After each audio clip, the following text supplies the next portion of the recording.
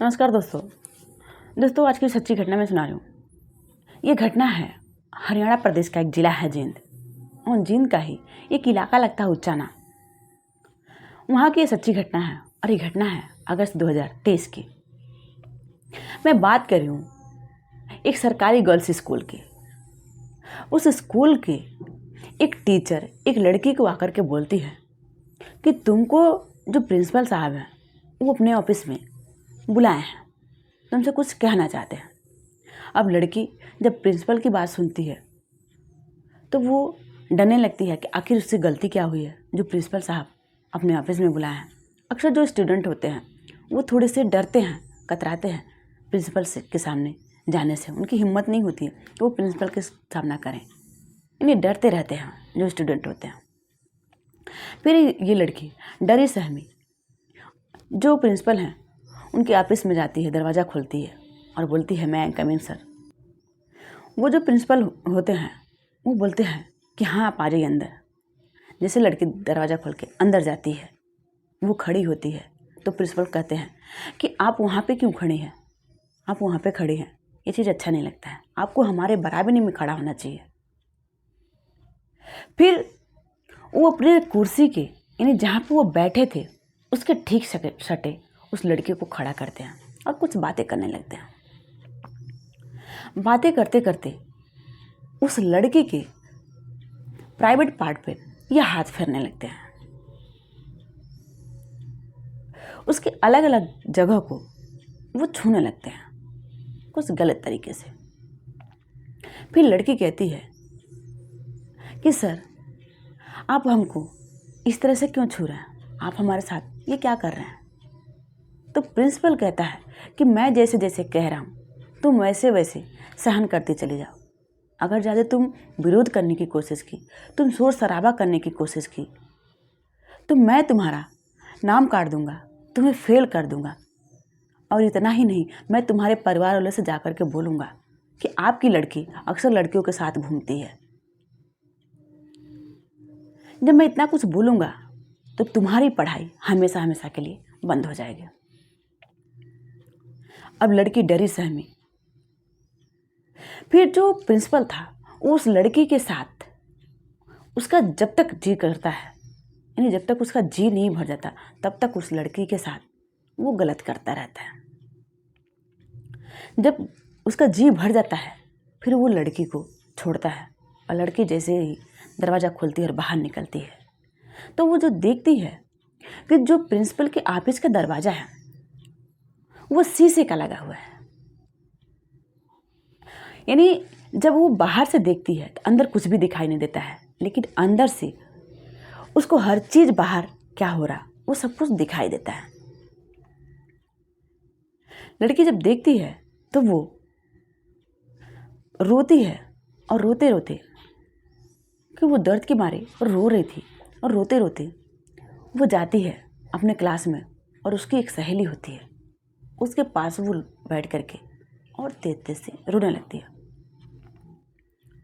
जो उसकी सहेली होती है वो पूछती है कि क्या हुआ, तुम्हारे साथ भी प्रिंसिपल कुछ गलती किए हैं क्या। तो ये लड़की आश्चर्य से देखने लगती है उस लड़की को कि आखिर ये ऐसे क्यों बोल रही है। वो कहती है कि क्या तुम्हारे साथ भी ऐसे हुआ है। वो लड़की बोलती है कि हाँ हमारे साथ, यानी जो उसकी सहेली थी जो क्लासरूम में पहले से थी जिसके पास वो आके रो रही थी, वो कहती है कि हाँ ये प्रिंसिपल हमारे साथ भी ऐसे ही किए हैं, तुम अकेले ऐसे नहीं हो जो तुम्हारे साथ थे ऐसे किए हैं। फिर ये दोनों लड़की यहीं से प्लानिंग बनाती हैं। दरअसल ये लड़की प्लानिंग बनाती हैं कि इनको सज़ा दिलाना है, इस प्रिंसिपल को सज़ा दिलाना है। आखिर ये कितने लड़कियों के साथ इस तरह से करते रहेंगे और कितने लड़कियों का ज़िंदगी बर्बाद करते रहेंगे। अब लड़कियां जो दोनों थी वो अलग अलग तरकीब सोचने लगती हैं, आखिर किस तरह से किससे कहा जाए कि हम लोग का नाम भी नहीं आना चाहिए। क्योंकि वो स्कूल का एक जाने माने स्कूल का प्रिंसिपल था उसके अच्छे पहुँच थे। उसका नाम जो था, उसका नाम था करतार सिंह। अब जो लड़कियां थी उन लोग को ये डर सता रहा था कि अगर हमारा नाम आ जाएगा कि हमने शिकायत किया है तो फिर हम लोग को फेल कर दिया जाएगा, नाम काट दिया जाएगा, स्कूल हम लोग को छोड़ा दिया जाएगा, हम लोग को स्कूल से भगा दिया जाएगा, तरह तरह की बातें होने लगेंगी। इसलिए लड़कियां इन सब चीज़ों से बचना चाहती हैं और बच कर के ही ये जो करता है इसको इसकी सजा दिलाना चाहती हैं। ये दोनों लड़कियां मिलकर के फिर ये दोनों लड़कियां एक 5 पन्नों का लेटर लिखती हैं और वो लेटर लिखती हैं राष्ट्रीय महिला आयोग को। ये जब लेटर लिखती हैं और लेटर जब राष्ट्रीय महिला आयोग को मिलता है तो जो उसमें लिखा था उसको पढ़ करके राष्ट्रीय महिला आयोग के जो अध्यक्ष थे उनको भी यकीन नहीं हो रहा था कि क्या वाकई में ये जो लेटर आया है इसमें सच्चाई है। दरअसल उसमें लिखा था कि जो स्कूल के प्रिंसिपल हैं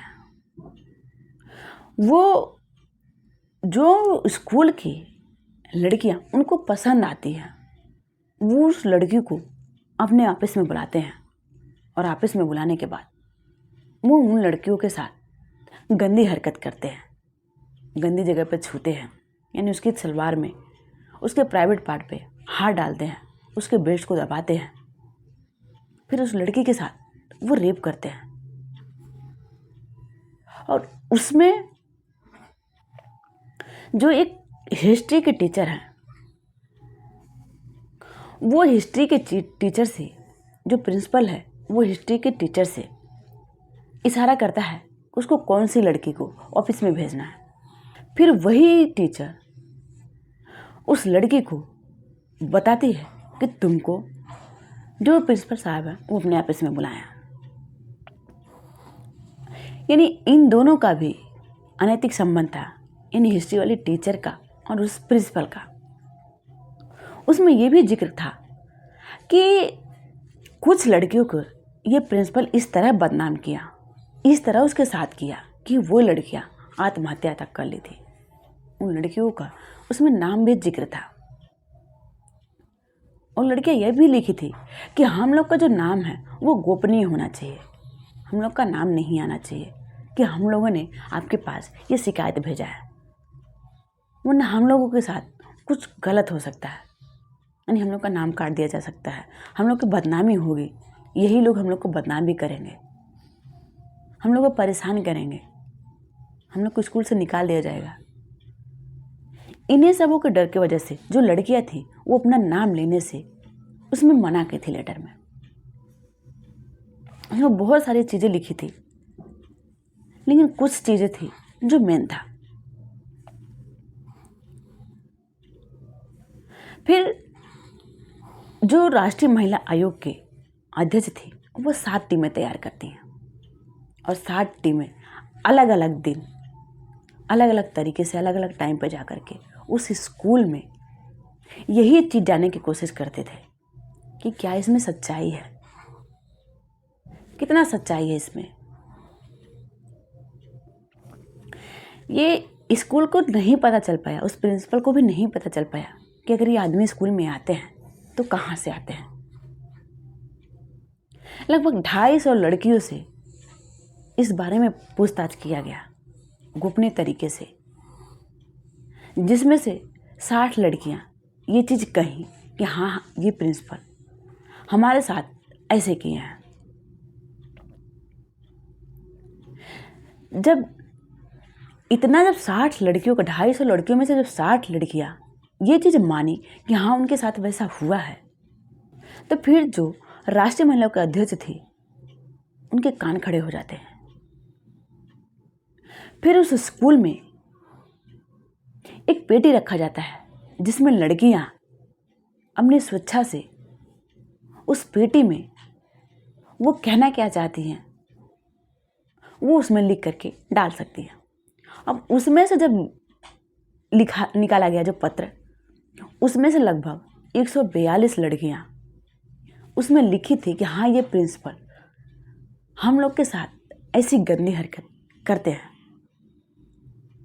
इनके जो कैरेक्टर है कुछ ऐसा ही है। फिर इस मामले की जांच देखने लगते हैं जो हिसार के एडीजीपी होते हैं श्रीकांत जाधव, और साथ ही जो जींद के डिप्टी कमिश्नर होते हैं इमरान रजा। ये लोग इसकी जो जांच पड़ताल है वो बारीकी से करने लगते हैं। वहाँ के जो एसडीएम होते हैं उनसे लोग संपर्क करते हैं और कहते हैं कि आप जा कर के देखिए कि इसमें कितनी सच्चाई है, आप इसकी जांच पड़ताल करिए, हम लोग की मदद करिए कि आखिर इसमें सच्चाई कितनी है। फिर ये जो उच्च अधिकारी थे ये सब मिल करके उस प्रिंसिपल को गिरफ्तार करते हैं। हालांकि जो प्रिंसिपल था उसको गिरफ्तार करने में ये लोग भी कतराते हैं, क्योंकि वो अच्छे पहुंच वाला था, एक जाने माने स्कूल का प्रिंसिपल था, उसके अच्छे लोगों से पकड़ थी, इसलिए ये लोग भी कतराते हैं। लेकिन ऐसे सबूत मिलते हैं जिसके आधार पे उसको गिरफ्तार करते हैं। गिरफ्तार करने के बाद उसके ऊपर जो धाराएं हैं वो पेक्सो एक्ट लगाया जाता है, छेड़छाड़ की धाराएं लगाई जाती है, यानी कई धाराएं लगा करके गिरफ्तार किया जाता है। लेकिन जिस तरह से ये लड़कियों के साथ करता था वाकई ये गंदा इंसान था, ये कोई प्रिंसिपल नहीं था। लोग टीचर को गुरु मानते हैं, भगवान मानते हैं, लेकिन ये बाकी एक गंदा इंसान था। दोस्तों, हमारे कहानी सुनाने का मकसद किसी को परेशान करना नहीं, किसी को विचलित करना नहीं, किसी के भावनाओं को ठेस पहुंचाना नहीं, बल्कि आप लोग को ऐसी चीज़ों से जागरूक करना, सतर्क करना, ताकि आप लोग ऐसी चीज़ों से सतर्क रहिए, जागरूक रहिए। जय हिंद, जय भारत।